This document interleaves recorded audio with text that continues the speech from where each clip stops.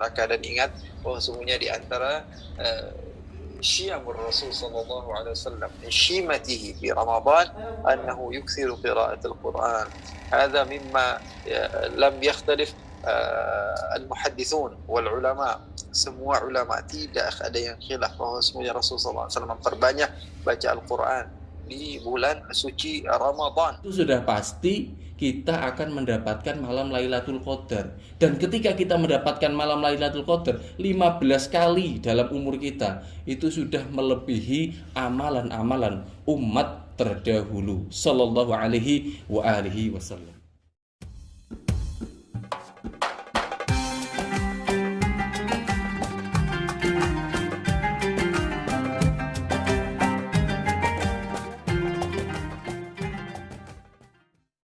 Oleh Muhammad sallallahu alaihi wasallam. Maka bulan ini adalah syahrul tadhiyah. Ini adalah bulan bagaimana caranya kita juga bukan hanya dari segi ibadah, berzikir, i'tikaf, akan tetapi al-muhlikat, sesuatu yang bisa menghancurkan ibadah kita juga harus kita perhatikan. Usaha kita untuk menggapai ridhanya Allah Subhanahu wa taala harus kita fikirkan juga, karena sesungguhnya ikhwani yang dimuliakan oleh Allah Subhanahu wa taala, yang diberkahi oleh Allah Subhanahu wa taala, sesungguhnya bulan Ramadan adalah syahrul dzikr. Syahrul dzikr, zikir jangan dibatasi hanya dengan mengucap la ilaha illallah, karena zikir lebih luas artinya. Berilmu, beramal, segala sesuatu yang menyampaikan engkau kepada Allah Subhanahu wa taala itu bisa dikategorikan zikir kepada Allah Subhanahu wa taala. Ya, seperti apa yang kita lakukan pada saat ini. Kita duduk, kita bangun, kita berdiri, kita membaca Al-Quran, kita mendengar Al-Quran, kita membaca hadis Rasul sallallahu alaihi wasallam, alladzina yadhkuruna Allah qiyaman wa qu'udan wa 'ala junubihim wa yatafakkaruna fi khalqis samawati wal ardh rabbana ma khalaqta hadza batila. Aplikasi ini tidak diciptakan secara batil. Ma khalaqta hadza batilan subhanak. Sampai di kaca yang kecil seperti ini engkau memberikan apa? Memberikan kepada kami wasilah untuk mendengar Al-Quran, dengar hadis Rasul sallallahu alaihi wasallam. Kami yang duduk, kami yang berdiri, kami yang oleh karena itu jadikan akhir-akhir dari awal Ramadan ini adalah hari ataf minan nar, hari dibebaskannya kita dari api neraka. Mudah-mudahan Allah Subhanahu wa taala memberikan manfaat dan keberkahan kepada kita dan dijadikan kita termasuk orang-orang yang mendapatkan itqun minan nar. Allah Subhanahu wa taala jadikan kita termasuk orang-orang yang terbebaskan dari api neraka. Dan ingat bahwa sungguhnya di antara syiyamur Rasul sallallahu alaihi wasallam min syimatihi fi Ramadan annahu yukthiru qira'atul Quran. Hadha mimma lam yakhtalif al-muhaddithun wal ulama. Semua ulama tidak ada yang khilaf bahwa sungguhnya Rasulullah SAW memperbanyak baca Al-Quran di bulan suci Ramadan. Bahkan Hudzaifah masih ada waktu. Cukup Habibana. Cukup, alhamdulillah. Ya, jadi intinya apa? Intinya ikhwani, antum dengar dari Maulana tadi, Syekhana alladhi yatakallam qabli, Ustaz Wido Supraha, mudah-mudahan Allah Subhanahu wa taala memberikan kesehatan kepada beliau dan Allah Subhanahu wa taala jadikan beliau lisan min lisanil anbiya yang menyampaikan kepada kita ilmu-ilmu yang bersanad kepada baginda Rasul sallallahu alaihi wasallam. Dan saya berharap Allah Subhanahu wa taala tidak haramkan kita daripada keberkahan bulan Ramadan. Amin. Amin, amin ya rabbal alamin. Terima kasih kami ucapkan kepada Habibana Al-Habib Al-Habib Ali Zainal Abidin Al-Kaf. Jazakumullah ahsanal jaza atas pemaparan yang telah disampaikan. Baik, sepertinya pemateri terakhir kita sudah hadir ya, alhamdulillah, walaupun berbeda jam dengan. Baik, assalamualaikum warahmatullahi wabarakatuh.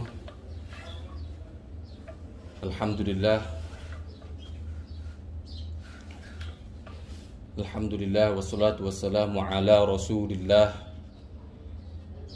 La haula wa la quwwata illa billah. Amma ba'd. Yang kami hormati Habib Ali Zainal Abidin Al-Kaf.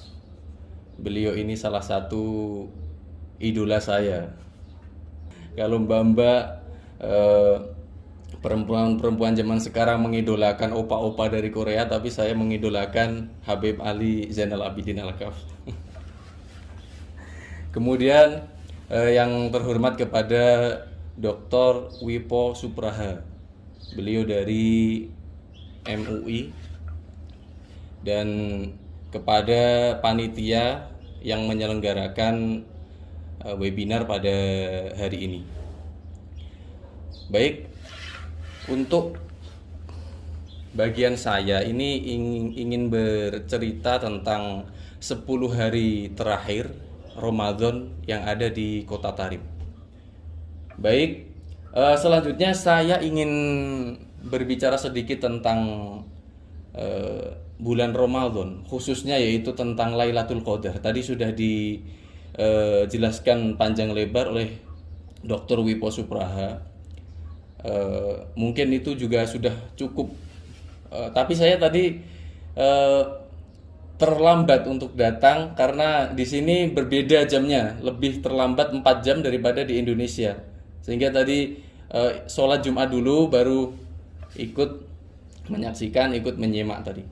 Baik, jadi perlu kita ketahui bulan Ramadan itu kan bulan yang penuh dengan berkah, bulan yang sangat agung sekali, yang mana kado spesial khusus dari Allah untuk umat Nabi Muhammad Sallallahu Alaihi Wasallam.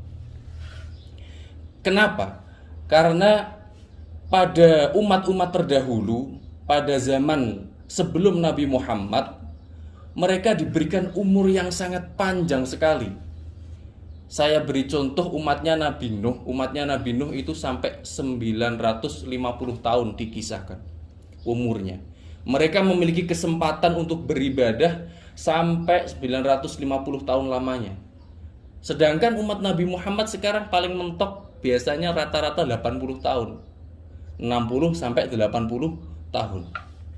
Jadi dengan pendeknya umur yang Allah berikan ini, Allah memberikan ganti, yaitu dengan Lailatul Qadar.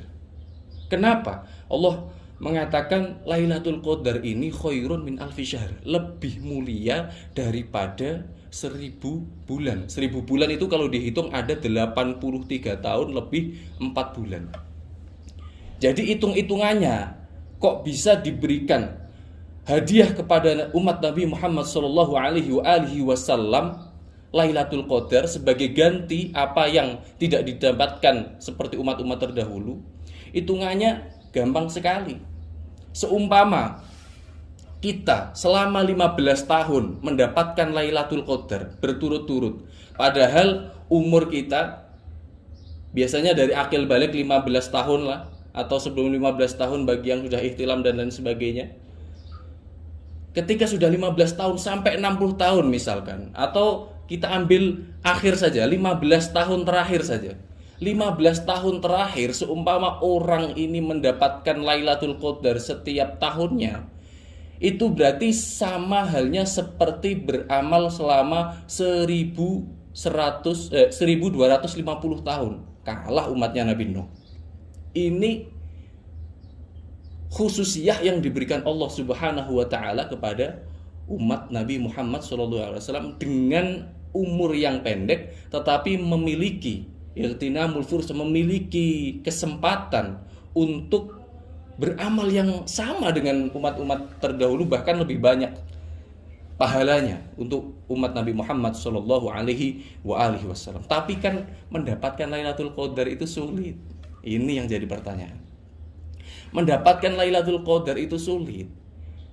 Tapi ketika kita menelaah hadis-hadis Rasulullah Shallallahu Alaihi Wasallam, kita telaah hadis tentang 10 hari terakhir bulan Ramadan.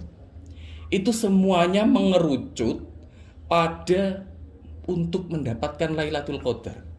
Kalau kita telaah dari beberapa hadis ya. Tadi sudah disampaikan oleh Dr. Wipo Supraha, Ustadzunal Karim, banyak hadis yang menerangkan itu. Tapi saya di sini ingin menerangkan tentang hubungannya kok bisa saya mengatakan itu mengerucut pada Lailatul Qadar? Banyak riwayat. Ada yang menyemangati kita untuk melakukan ibadah di akhir bulan Ramadan. Seperti riwayat Sayyidah Aisyah, idza dakhala al-ashra, qala Nabi sallallahu alaihi wasallam idza dakhala qalat Sayyidah Aisyah, kana Nabi sallallahu alaihi wasallam idza dakhala al-ashra shadda mizarahu ahya lailahu wa ayqadha ahlahu, seperti yang disampaikan dokter tadi. Begitu juga karena Rasulullah sallallahu alaihi wasallam yajtahidu fil ashril awakhir ma la yajtahidu fi ghairihi. Rasulullah sallallahu alaihi wasallam bersungguh-sungguh dalam ibadah yang mana kesungguhan Rasulullah ini tidak ditemukan di luar 10 terakhir bulan Ramadan. Begitu juga banyak yang hath alal ibadah, menyemangati kita untuk beribadah. Contohnya seperti riwayat Abu Hurairah, man qama lailatul qadri iman wa ihtisaban ghufira lahu ma taqaddama min dzambi. Kalau kita mendapati Lailatul Qadar, kita beribadah dan iman ay tasdik bi wa'dillah, wa ihtisaban ay ibtigha al-ajr atau ikhlasan liwajhillah, maka diampuni dosa-dosa kita. Mau kita pernah nyolong, mau kita pernah zina, mau kita pernah melakukan dosa ghibah, mau kita pernah melakukan dosa apapun, ketika kita sudah taubatan nasuha, meminta ampun kepada Allah, menemui Lailatul Qadar, maka ghufira lahu ma taqaddama, dihapus semuanya. Ini untuk apa? Penyemangat. Rasulullah memberikan semangat kepada umatnya untuk mencari, untuk mendapatkan Lailatul Qadar. Tetapi Rasulullah juga memberikan tanda-tanda Lailatul Qadar. Banyak memang ulama yang berbeda pendapat tentang Lailatul Qadar, karena ini memang disembunyikan sama Allah. Tapi kalau kita telaah hadis-hadis Rasulullah Shallallahu Alaihi Wasallam yang menerangkan tentang Lailatul Qadar, itu mengerucut di 10 hari terakhir bulan Ramadan. Ada yang diriwayatkan oleh Abi Sa'id Al-Khudri radhiyallahu taala anhu, Rasulullah Nabi sallallahu alaihi wasallam i'takafal ashral awal min Ramadan. Rasulullah pernah beriktikaf di 10 hari awal bulan Ramadan. Udah habis iktikaf, kemudian tsumma i'takafal ashral awsat, kemudian iktikaf di pertengahan 10 pertengahan bulan Ramadan. Tsumma qol, kemudian Rasulullah mengatakan, "Inni i'takaftul ashral awal." Aku beriktikaf di 10 bulan pertama, di 10 hari bulan Ramadan pertama. Altamisu hadhil lailah, menginginkan bulan Ramadan, menginginkan hadhil lailah, malam ini, yaitu malam Lailatul Qadar. Tsumma i'takaftu al-ashrul awsat, kemudian Rasulullah mengatakan beriktikaf di 10 pertengahan. Kemudian tsumma utitu, kemudian Rasulullah diberikan faqilali, diberikan jawaban, dikatakan kepada Rasulullah, an innaha fil ashril awakhir. Lailatul Qadar itu fil ashril awakhir, di 10 hari terakhir bulan Ramadan. Faman ahabba minkum, barang siapa yang kalian menginginkan, ayyatakif falyatakif, kalau kalian ingin beriktikaf, maka iktikaf. Iktikaf ini banyak pendapat ulama caranya bagaimana. Ada yang mensyaratkan harus puasa dulu, ada yang tidak. Kalau mazhab Syafi'i enak, kita tinggal masuk masjid, memenuhi syarat, langsung iktikaf gitu aja. Jadi Rasulullah mengatakan fi ashril awakhir. Ini sebagai sebagai tanda yang diberikan Rasulullah SAW. Kemudian direwatkan juga oleh Sayyidah Aisyah radhiyallahu taala anha. Qala, Rasulullah mengatakan, bersabda, taharru lailatal qadri fil witri minal ashril awakhir min Ramadan.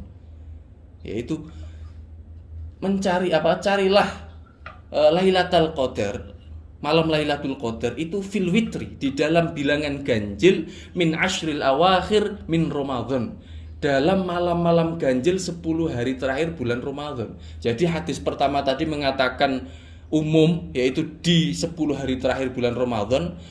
Untuk hadis yang kedua, Untuk hadis yang kedua, beliau mengatakan fil witri, di bilangan ganjil, yaitu malam 21, malam 23, malam 25, malam 27 dan malam 29. Itu yang dikatakan oleh Rasulullah Shallallahu alaihi wasallam. Jadi caranya, seumpama kita kesulitan, nggak bisa mendapatkan malam Lailatul Qadar itu seperti apa, ya udah kita beribadah saja setiap malam.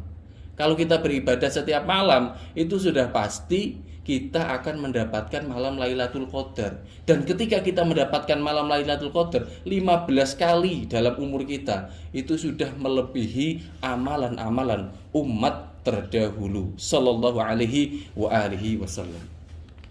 Kemudian saya ingin berbicara tentang ditarim sekarang. Ditarim itu ada amalia-amalia khusus yang dilakukan ditarim yang tidak ditemukan di kota-kota lain. Karena kita tahu sendiri ditarim itu orangnya itu ketika bulan Ramadan datang, itu hari itu berbalik. Yang semulanya hari siang jadi malam, malam jadi siang. Maksudnya aktivitas yang semulanya siang ini mati total, tidak ada aktivitas. Kemudian malamnya sampai pagi itu baru beraktivitas. Untuk apa? Untuk beribadah kepada Allah Subhanahu wa ta'ala. Kemudian mundur sampai terakhir 10 hari terakhir di bulan Ramadan. Apa yang dilakukan oleh Ahlu Tarim? Pertama adalah merayakan khotem Quran dengan melakukan sholat tarawih. Habibana Ali Zainal Abidin mungkin juga sudah tahu ya bagaimana khotem di sini setiap malam. Jadi setiap malam-malam terakhir di bulan Ramadan itu setiap masjid kalau di Tarim itu kan tarawihnya beda-beda. Ada yang dimulai jam 8, ada yang dimulai jam 9, 10, sampai terakhir ada yang dimulai jam setengah 3. Dan setiap masjid ini memiliki acara khotem Quran. Karena apa? Karena mereka memiliki hizib tadarus Al-Quran yang dilakukan setiap malam. Dan khotem, mereka itu mengkhatamkan Al-Quran setiap 4 hari sekali. Itu yang dilakukan di masjid, bukan yang sendiri-sendiri orangnya ya. Yang dilakukan di masjid itu setiap malam khatam, setiap 4 hari sekali khatam Al-Quran. Tetapi perayaannya itu ada di malam terakhir bulan Ramadan. Itu malam terakhir bulan Ramadan dilakukannya dengan cara bertarawih bersama. Setiap selesai membaca surah yang dibaca dari surah Al-Lail sampai surah An-Nas, itu dibaca takbir bareng-bareng, Allahu Akbar. Seperti ketika orang-orang khataman Al-Quran. Kemudian itu yang amalan pertama. Mereka melakukan khotem di setiap masjid sampai dari malam 21 sampai malam 29. Kemudian sholat tarawih yang berpindah-pindah. Mereka bisa berpindah-pindah sholat tarawih. Mulai dari jam 8. Seumpama kita pengen sholat tarawih sampai 140 rakaat, itu sangat mudah dan sangat mungkin di sini. Berpindah dari jam 8 kita ikut. Kemudian berpindah ke masjid lain jam 9. Kemudian lain jam 10, jam 11. Kalau saya paling suka tarawih jam 11 di Masjid Ba'alawi. Kemudian sampai jam 3. Itu kita bisa sampai dapat 140 rakaat dalam semalam.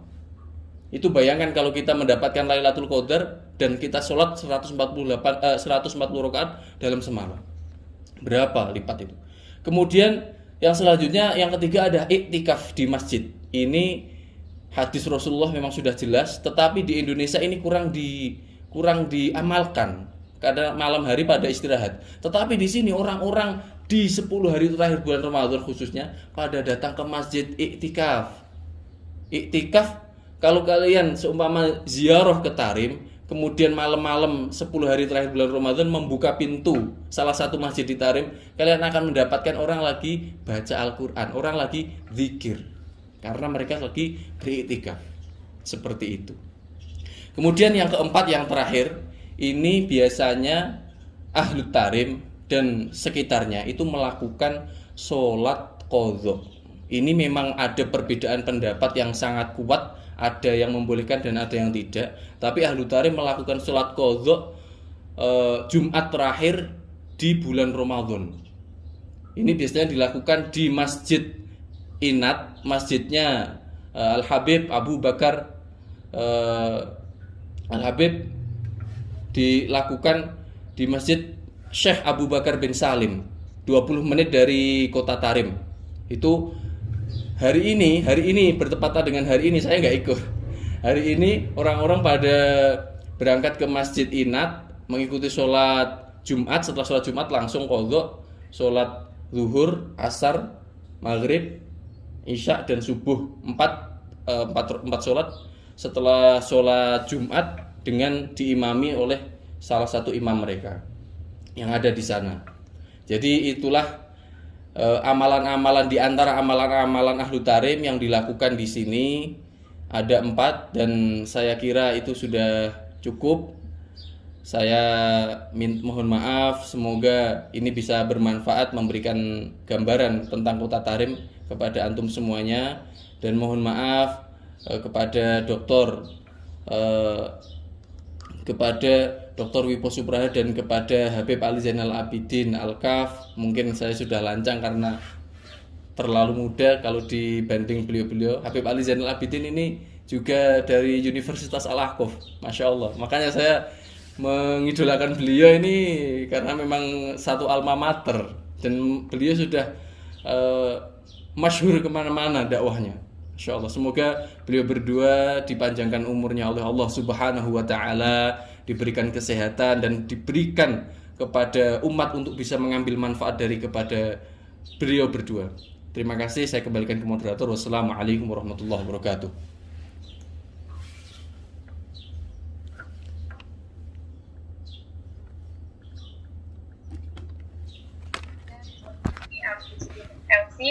Dan berhubung karena memang waktu kita terbatas ya, jadi saya hanya membuka satu pertanyaan saja, dan di sini sudah ada yang masuk ya.